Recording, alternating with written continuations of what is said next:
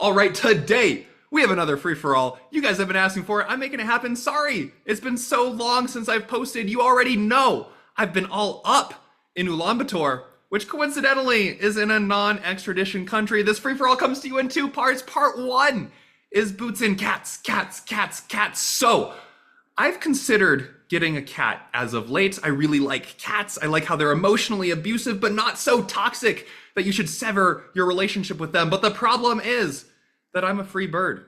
And it's like, what am I gonna do if I'm going out visiting people? Is my cat just gonna stay in my apartment? Well, the problem with that is my cat's gonna get hungry. And then it's gonna be very angry with me because it's gonna be hungry because I'm out there being a free bird.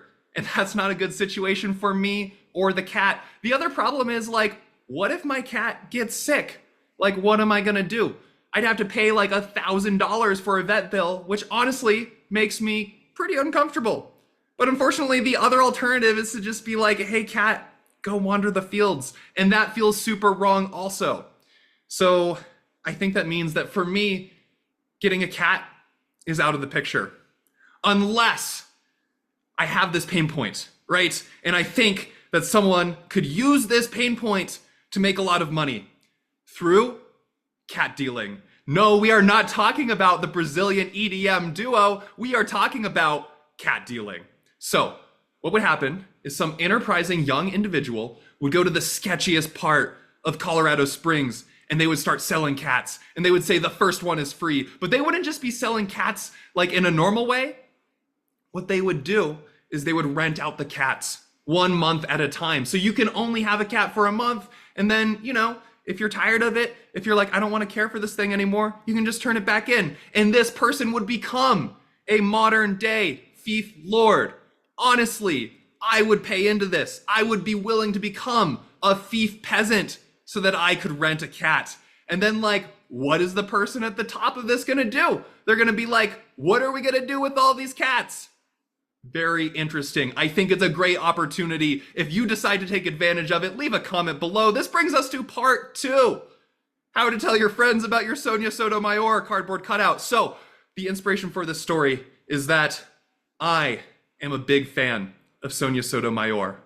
But it does not seem like most of my friends are. And honestly, I felt very isolated. Like, I really like Sonia Sotomayor's witty opinions. I like her jurisprudence, and both of these things have got me fangirling over her. Fangirling to the point where I'm like, I have to express this fandom in life-size cardboard fashion. And yet, whenever I would talk about Sonia Sotomayor with my friends, all of them were like, meh. They're like, what? Like, I don't get it. Why does he like Sonia Sotomayor so much? I'm like, surely they do not also have a Sonia Sotomayor cardboard cutout.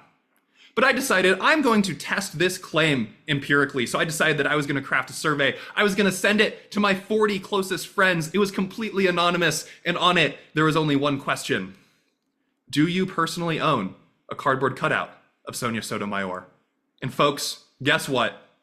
72% of respondents said yes. Guys, I did the math. With 40 responses, with an error margin of 8%, this survey generalizes to the whole population of America. This means in the worst case, 64% of Americans also own a Sonia Sotomayor cardboard cutout.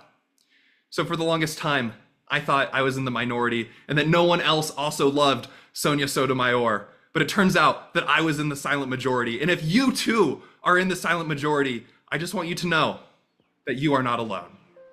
And that, my friends, is our free-for-all.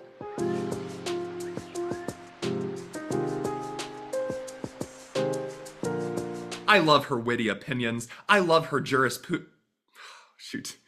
I love her jurisprudence.